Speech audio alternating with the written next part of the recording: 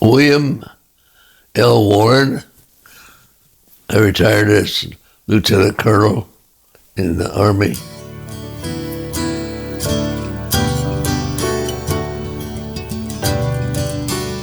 We were living there in Warren, Pennsylvania in 1941, and I was about 15 years old. Of course, that was a very exciting time. I can remember we were, as kids, to make a little money, we would go door to door, try to get newspaper, get people old newspapers and take them to the junkyard, make a few bucks. And that had a lot of opportunities to go up in the hills and went on hikes, and I was in the Boy Scouts, and I had a very good life. We had a good church life.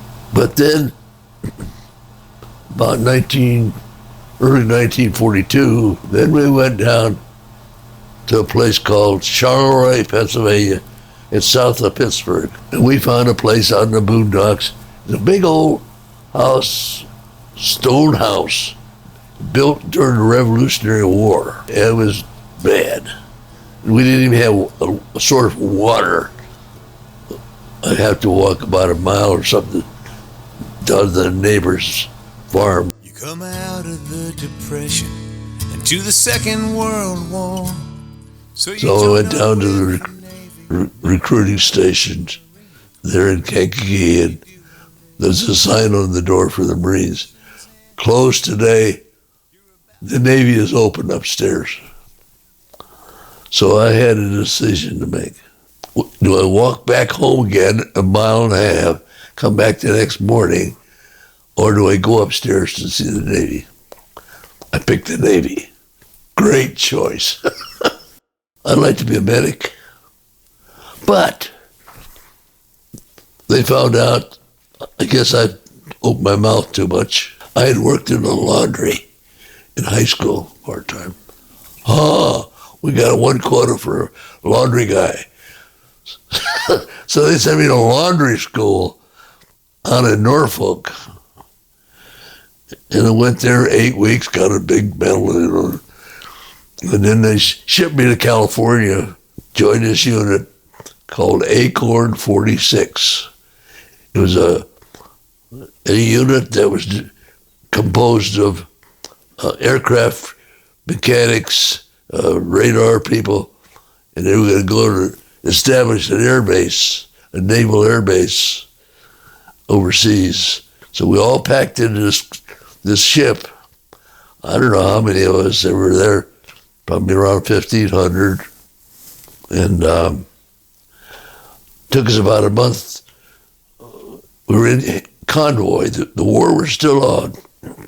So you had to be in a convoy. And we went by Hawaii. We stopped off at the harbor, Pearl Harbor. We saw all the wreckage that had happened a couple of years before, with the bombing and everything. They were still clearing the harbor out. Then we got on our ships and we went over to Saipan. Saipan is the northernmost of the large islands in the Marianas Islands. At that time, they were bringing the B-29s in. They had been based in China, so they started to bombing Japan, and we were in the northern tip of Saipan. So that was our entertainment, to watch the B-29s go overhead, loaded down with incendiary bombs. Once in a while, we would see one of them that was overloaded, and they would crash in the ocean and burn. That's about the closest I got to combat. But they were building, the armed forces were building up for an invasion of Japan, starting to prepare for that. I was over there for 14 months. Of course, I got over there the week after President Roosevelt died. And the war ended in August. This would be April, May, June, July, in August. But we still had to stay there clear up everything before we came back to the United States. I got a little lucky. I don't know, lucky, what do you call it? My dad became seriously ill while I was over there, and I got called emergency leave through the Red Cross. So I got to leave to go home a few weeks earlier than the rest of my units. And I got a ride in the Vice Admiral's plane. He was coming back to the state to retire. That was great, you know. So we flew back over the Inuitak atoll. They had the ships lined up there getting it ready for the atomic bomb, the first atomic bomb test. We flew over that. We saw all those ships in a circle down there. The target ship was the Saratoga.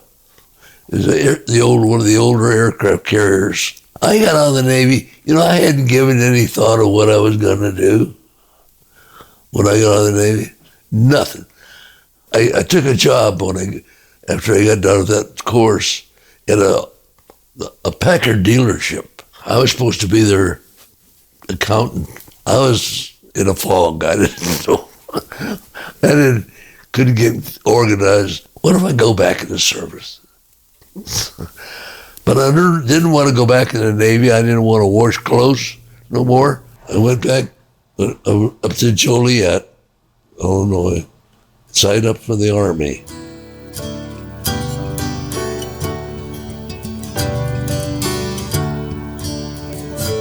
So I went down, I signed up to go to officer training. And they accepted me. And I went to Fort Riley, Kansas for 6 months. Came out as second lieutenant, and then I was sent to Camp Rucker, Alabama. Well, while I'm down there, I decided, you know, I better think about something about getting married. You know, I'm 27 years old by this time. I had thought about a girl that I had met when I had been taking that bookkeeping course. She lived across the street.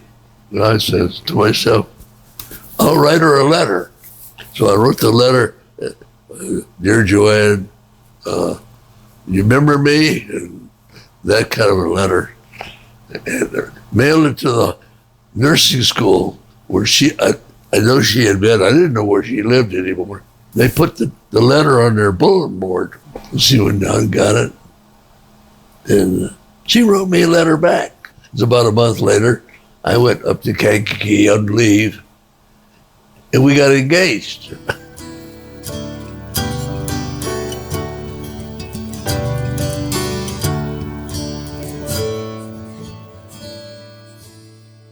How long were you married? 52 years. She'd been gone for 18 years, almost 18 years now.